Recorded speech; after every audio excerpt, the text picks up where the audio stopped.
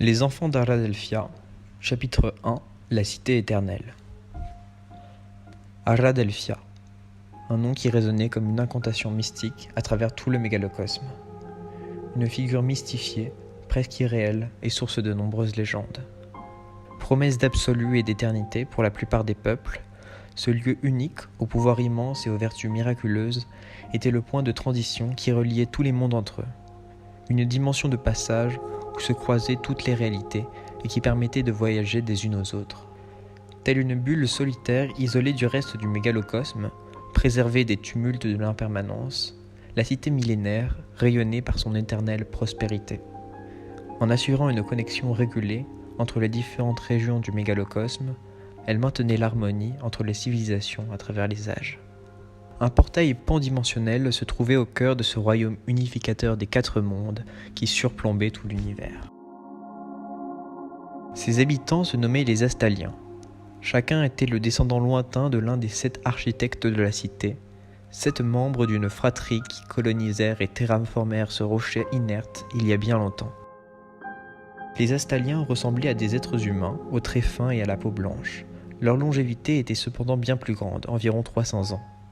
En apparence, ils étaient distinguables des autres peuples humanoïdes, notamment par la vive teinte violette éclatante de leur iris. Cette caractéristique était l'héritage de leur lignée génétique commune.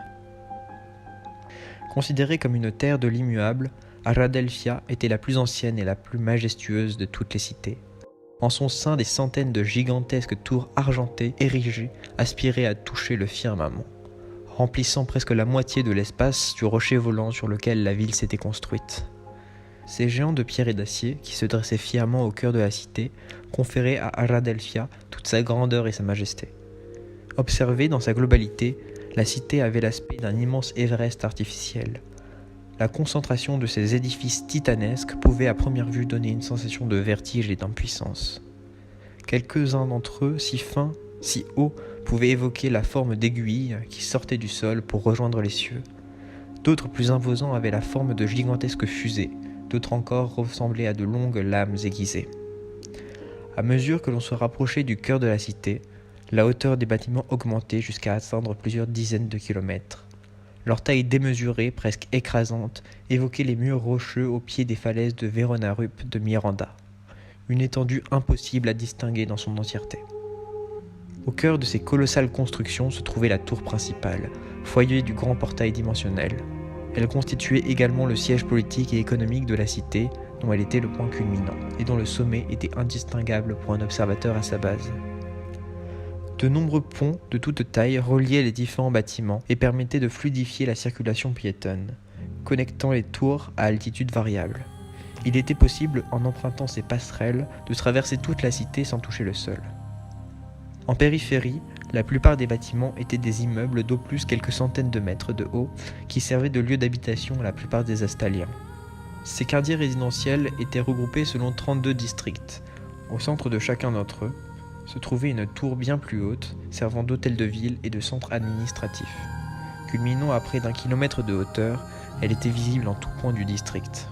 Autour de celle-ci, on y retrouvait des parcs, des jardins et des grandes avenues piétonnes ou autres aménagements de confort pour ses habitants. Une faible minorité d'entre eux délaissait ces quartiers périphériques pour vivre dans les étages supérieurs des tours d'aiguille au centre-ville où ils avaient une vue globale sur la cité. Les rares bénéficiaires de ce privilège étaient des notables, des élites issues des plus riches familles. Leur contribution pour la cité leur offrait l'accès aux luxueuses résidences de haute altitude. La périphérie de la ville était bordée par des épaisses forêts, au sein desquelles on trouvait des lacs naturels d'eau douce si purs qu'on en distinguait les fonds rocheux, et des vastes étendues de champs sauvages. Ces espaces naturels s'étendaient jusqu'aux falaises aux extrémités du royaume. À l'aube de son apogée, la cité d'Aradelphia apparaissait en ce jour particulier dans toute sa splendeur et sa singularité. Un royaume où régnait une profonde plénitude, un calme imperturbable, comme si le temps s'était figé en ces lieux.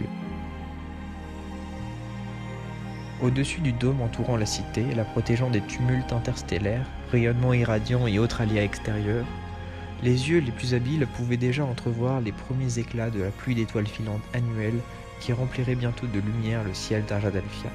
En ces lieux, la nuit n'existait pas. Située au cœur de la grande nébuleuse d'Astal, La cité baignait constamment dans la lumière des centaines d'étoiles qui peuplaient son ciel éclatant de mille couleurs.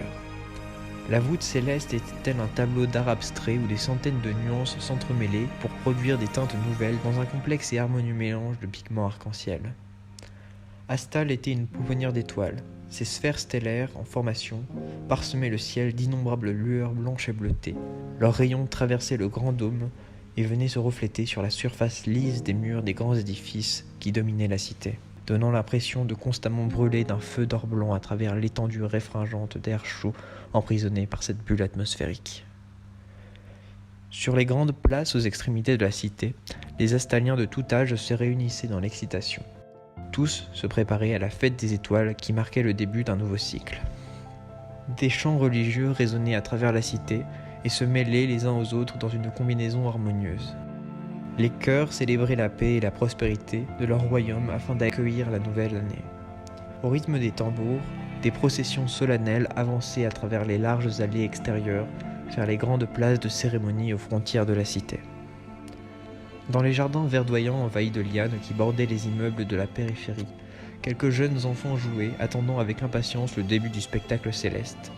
Leurs cris aigus s'envolaient comme des volées d'hirondelles qui se croisaient au-dessus de la musique et des chants. Ils étaient habillés de robes traditionnelles de mauve et d'or, parsemées de caïgines et de motifs aradelphiques.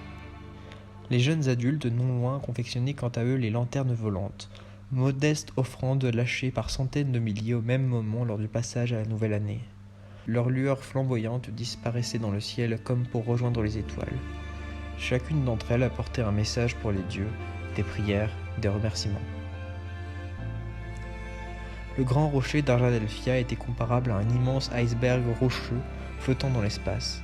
Au-dessus des fines balustrades de sécurité qui bordaient la cité, on pouvait apercevoir l'abîme céleste s'étendre à l'infini.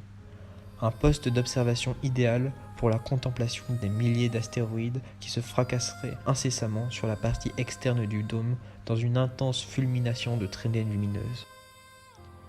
Quand enfin le spectacle commença, tous gardèrent les yeux fixés au ciel comme envoûtés par la splendeur de ce phénomène astral annuel.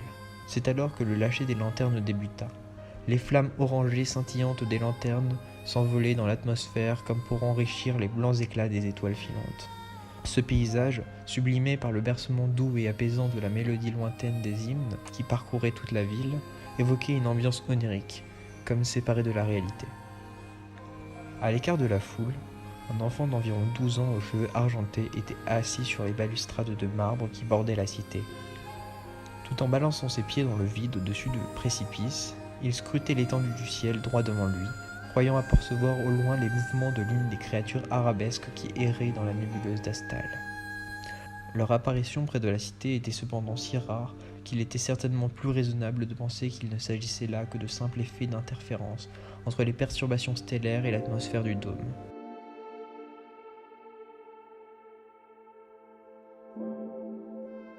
Bien au-delà de la ceinture de diamants qui entourait Aradelphia, au-delà de la trajectoire de ces deux lunes qui marquaient le cycle des mois, au-delà des étoiles et des nuages de gaz de poussière de la nébuleuse d'Astale, une étendue d'un noir profond se prolongeait à l'infini dans toutes les directions. Aucune étoile, aucun astre, aucune forme de vie ne venait perturber en ces lieux le silence éternel de l'obscurité. Cette zone morte, exempte de toute forme de matière, d'énergie ou de toute activité, était un endroit vide où la notion même d'espace et de temps n'avait plus aucun sens, où plus aucun concept commun tel que le vrai, l'ordre, la causalité n'avait encore de sens. Il n'existait en ces lieux plus aucun repère de la raison. Astale était-elle un minuscule îlot de lumière, perdu au milieu d'un océan infini de ténèbres, un trésor miraculeux, unique berceau de vie.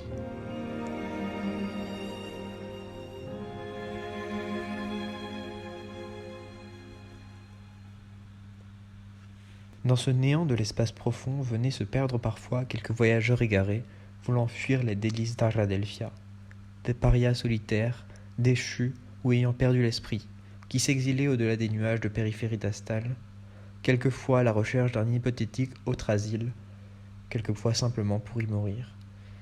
Ils s'enlisaient alors dans ce vaste gouffre sans fond et se noyaient dans l'obscurité totale, jusqu'à ce que le néant efface peu à peu leur existence même.